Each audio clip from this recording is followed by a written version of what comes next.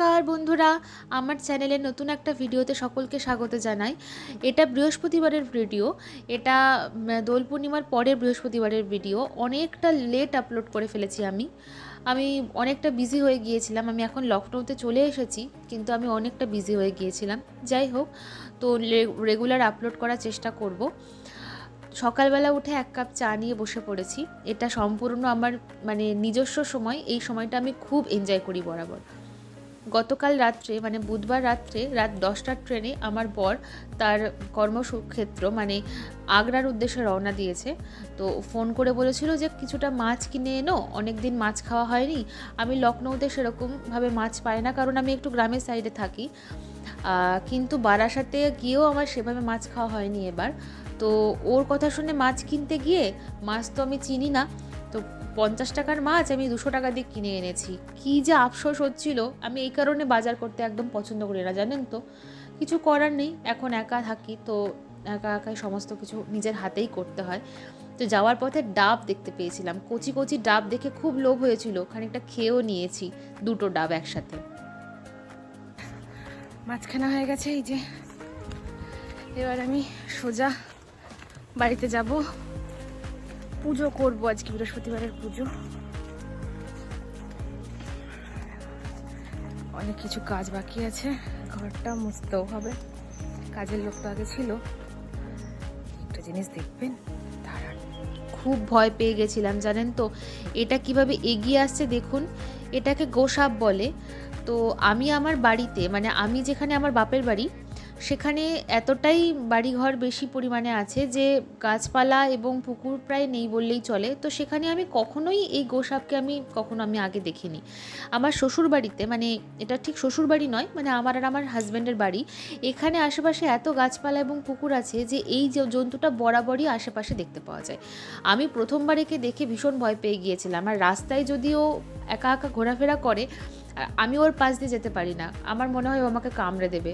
আর শুনেছিলাম এরা কামড়ালে নাকি মেঘ না ডাকা পর্যন্ত ছাড়ে না। যাই হোক, এরা কিন্তু পরিবেশের জন্য ভীষণ উপকারী। কোনো বিষাক্ত পোকামাকড় বা সাপ খোপ এরা কিন্তু খেয়ে ফেলে এবং পরিবেশকে সাফ রাখে। তো এদের থাকাটা খুবই জরুরি। আস্তে আস্তে এরা অনেকটা বিলুপ্ত হয়ে যাচ্ছে। যাই হোক, ও নিজেই আমার ভয় বুঝতে পেরে রাস্তা ছেড়ে দিয়েছে। যার বাড়িতে ঢুকলো সে কি করে তাকে তাড়াবে আমি জানি না। দেখুন কতটা ভেতরে ঢুকে গেছে, ও কী করে ওখান থেকে বার হবে সেটাই আমি বুঝতে পারছি না। যাই হোক, আমার রাস্তা পরিষ্কার হয়ে গিয়েছে।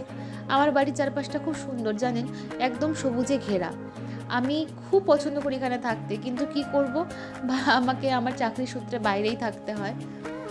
তো যাই হোক, আমি এরপরে গিয়ে বৃহস্পতিবারের পুজো আছে, অনেক কাজ আছে, সেগুলো সমস্ত একে একে সামলাতে হবে। চলুন, ঘরে চলে এসেছি। এবার হচ্ছে অনেক কাজ বাকি আছে, করি আস্তে আস্তে। এই যে ঘরে কাজকর্মগুলো এক এক করে সারতে হবে। দেখি তারপরে কথা হচ্ছে আপনাদের সাথে। সেই তো দেখলেন, আমি বাজার করে নিয়ে আসলাম, তারপরে এসে স্নান করে ঠাকুর ঘরে ঢুকে পড়েছি। দোল পূর্ণিমা দিনই ঠাকুরের কাপড় চোপড় একদম পরিষ্কার করে ঠাকুরকে স্নান ধান করিয়ে দিয়েছিলাম। কিন্তু সেই দিন যেহেতু আবির খেলেছি, ঠাকুরের চারিদিকে আবিরে ভর্তি হয়েছিল, সে কারণে আবার নতুন করে আমি আজকে ঠাকুরকে স্নান করিয়ে কাপড় চোপড় পরালাম। অনেকটা সময় যায়, জানেন তো, ঠাকুর ঘরে। বিশেষ করে বৃহস্পতিবারের পুজো করতে এমনিই সময় লাগে, তার মধ্যে যদি ঠাকুরের কাপড় চেঞ্জ করে ঠাকুরকে ভালো করে পরিষ্কার করে ঠাকুর ঘর পরিষ্কার করতে হয়, তো আরও অনেকটা সময় লাগে। সেই কারণে খানিকটা হাতে সময় নিয়েই আমাকে বেরোতে হয়েছে। তো ঘট পাচ্ছি, ঘট পাতার জন্য আমি আগে যখন আমি এখানে থাকতাম রেগুলার, তখন অনেক কিছু ব্যবহার করতাম, কিন্তু এখন শুধুমাত্র এই ফুল এবং সুপারি এবং একটা 1 টাকার কয়েন দিয়েই আমি ঘরটা বসাবো আর কি। তো আমি তো এবার চলে যাব, আমি শুক্রবার দিন বিকেলবেলাতে আমার ট্রেন আছে, আমি চলে যাব। ট্রেন আছে আমার কলকাতাতে যাব, কলকাতা থেকে আমি শনিবার দিন রাত্রেবেলা ট্রেন ধরে লখনৌর উদ্দেশ্যে রওনা দেব। তো এরবারে সে কারণে আমি আমের পল্লব যেটা ব্যবহার করেছি সেটা পেতলেরই ব্যবহার করেছি। কারণ যদি আমি পেতলের ব্যবহার না করি না, অরিজিনাল আমের শাখা যেটা ব্যবহার করি, ওটা কেমন যেন শুকিয়ে যায় বা পচে যায়। তো ওটা আমি অনেক দিন বাদে এসে দেখি জলটা কেমন কালো হয়ে গেছে, তো আমার সেটা একদমই ভালো লাগে না। আমি বরাবরই পুজো করতে খুব পছন্দ করি। তো এখন তো সেভাবে আমার এই বাড়িতে থাকা হয় না। লখনৌতেও আমি ছোট্ট একটা ঠাকুরের আসন বানিয়েছি, আপনারা আগেও ভিডিওতে দেখেছেন নিশ্চয়ই। তো সেখানে ধূপধুনো দিয়ে আর কি। তবে বাড়িতে আসলে নিজের গাছের ফুল দিয়ে পুজো করার মজাই আলাদা। এখানে যে সমস্ত ফুল দেখলেন না, সবই আমার গাছের। আমি থাকি না তো কি হয়েছে, আমি যে গাছগুলো লাগিয়ে গেছি আমার বাড়ির পাশের জায়গাটাতে, সমস্ত গাছই জ্যান্ত রয়েছে এবং নিত্য ফুল দেয় সেগুলোতে। গাঁদা গাছগুলো আস্তে আস্তে মরে যাচ্ছে, শীত তো চলে যাওয়ার পথে। আমি খুব পছন্দ করি ঘরে ধুনো জ্বালিয়ে পুজো করতে। তো সেই দিন আমি সেটাই করছিলাম। বৃহস্পতিবারে এমনি ধুলো জ্বালাতে ভালো লাগে, তারপরে গোটা বাড়িতে সেই ধুনোর গন্ধ ছড়িয়ে দিতে আরও ভালো লাগে। তো সেটাই আমি করছিলাম, অনেকটা ধুনো জ্বালিয়ে গোটা বাড়িতে ভালো করে দেখিয়ে দেওয়ার চেষ্টা করেছি। ঠাকুর ঘর আমার খুব প্রিয় একটা জায়গা। এটা আমি সাজিয়ে গুছিয়ে রাখতে বরাবরই খুব পছন্দ করি। তো বাড়িতে আসলে এই কারণে এখানে আমি অনেকটা সময় দিতে চেষ্টা করি।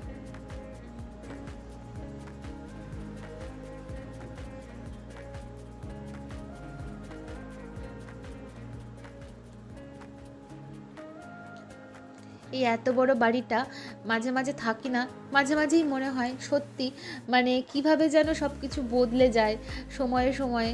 কি করব, অনেক পড়াশোনা করেছি, এত বড় ডাক্তার হয়েছি, এখন একটা মেডিকেল কলেজের প্রফেসর। লাঞ্চ নিয়ে বসে পড়েছি।